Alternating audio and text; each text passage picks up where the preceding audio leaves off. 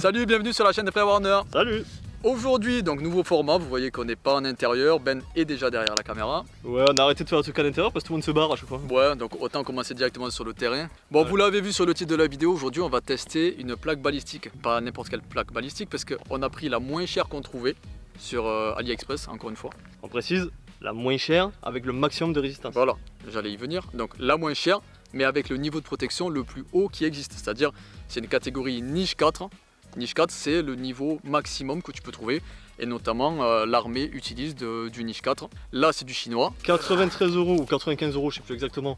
Là où, sur d'autres sites, franchement, ça coûte jusqu'à 400, des fois 500 balles la plaque. Ça peut être trop de prix. 2,9 kg, donc franchement, le poids me paraît vachement correct. On voit que c'est relativement épais. 4 à 5 fois moins cher que sur des sites français. Ça veut pas dire qu'on leur fait la pub. Le but, c'est juste essayer ce que ça. C'est juste l'essayer, voilà, parce que la pub, ça sert à gagner de l'argent. Nous, on en a dépensé. Hein. Ok, bon. Donc pour ça, on va utiliser un mannequin balistique. Il est ravi d'être ici, il suffit de regarder son magnifique sourire. expression. En tout cas, il doit pousser à la salle parce qu'il a une sacrée paire de pecs et d'abdos, le bonhomme. Ouais, il est sec.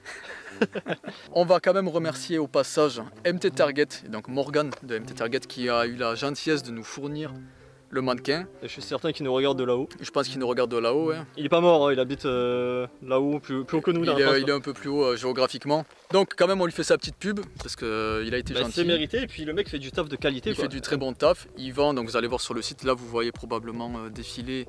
Donc il vend des gongs donc, qui sont utilisés pour le tir, c'est quand même sa grosse spécialité.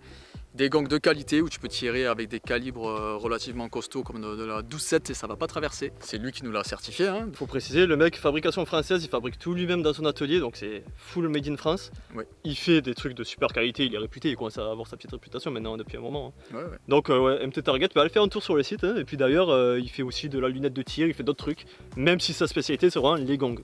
Donc s'il y a un stand de tir ou du particulier ou qui veut du gong, ben cherchez pas plus loin, MT Target. Voilà. On met le lien d'ailleurs en description, donc n'hésitez pas à faire un tour sur le site. Et on le remercie grandement pour cette tête de champion là. Et d'ailleurs j'espère qu'il n'a pas été moulé sur toi. C'est un mannequin balistique, c'est-à-dire qu'il est conçu pour prendre les balles, ça va traverser et ça va se reboucher, un peu comme le, en fait, le T-1000 de Terminator.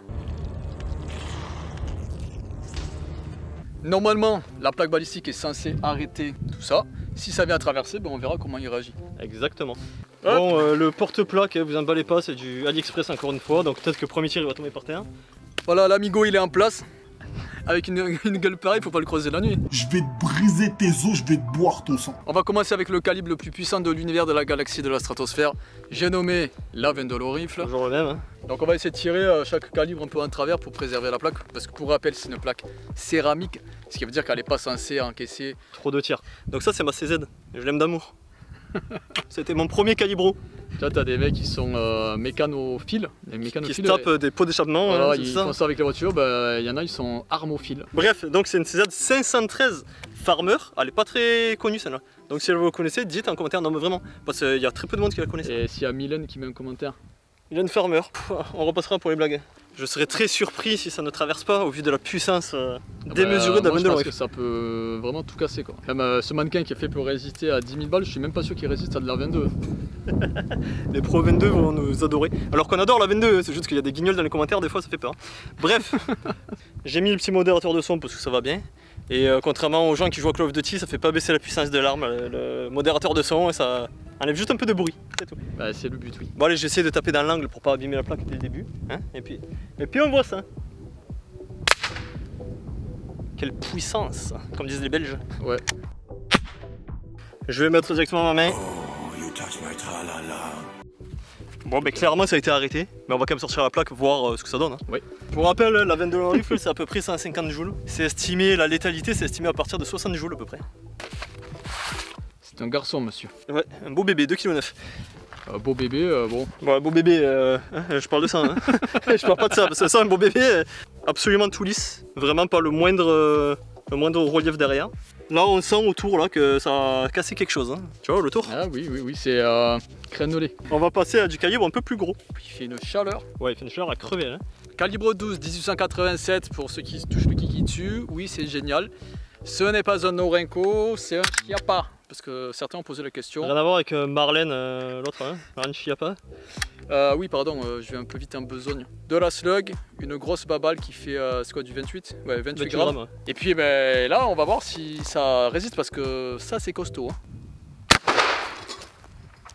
Oh, il a bougé un peu là. Pas de problème d'éjection pour répondre à vos questions. Tout rappel, à peu près 2500 joules, ce qui vient d'être tiré. Ouais. Là-bas, le bonhomme là, il est censé résister à 4000 joules. Hein. Ouf, oulala.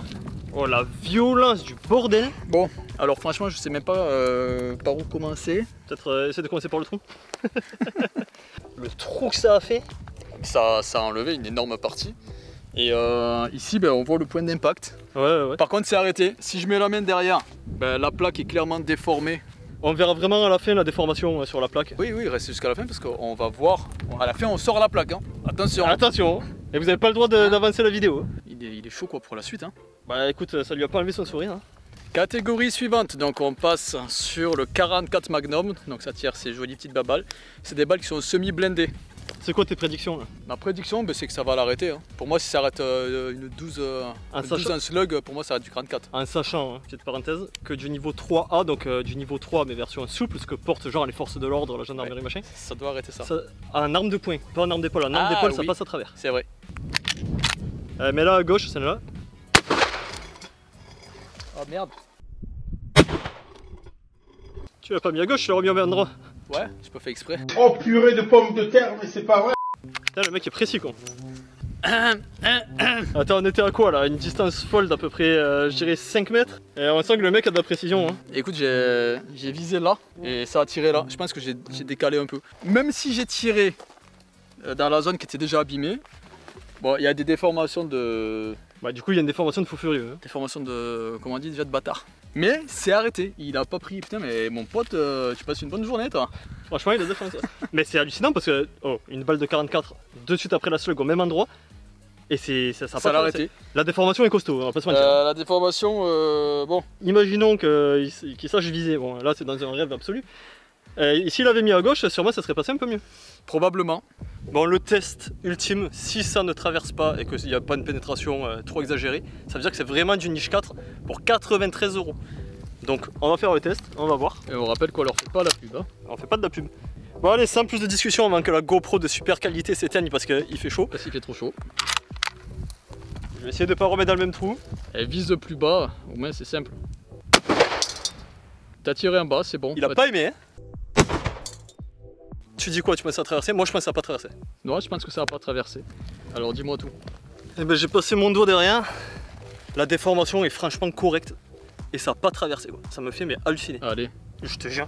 On va sortir la plaque. On va sortir la plaque. Déjà je vais montrer où est-ce que tu as touché, donc en plein centre en bas. Bon là on va pas trop compter parce qu'il y a eu 2 balles au même endroit. Ouais. Mais là la déformation elle est plus que correcte quoi. Bon allez, je sors la plaque et on regarde ça parce que là je suis en train d'halluciner. 93 €. C'était la balle la plus puissante qu'on ait en stock.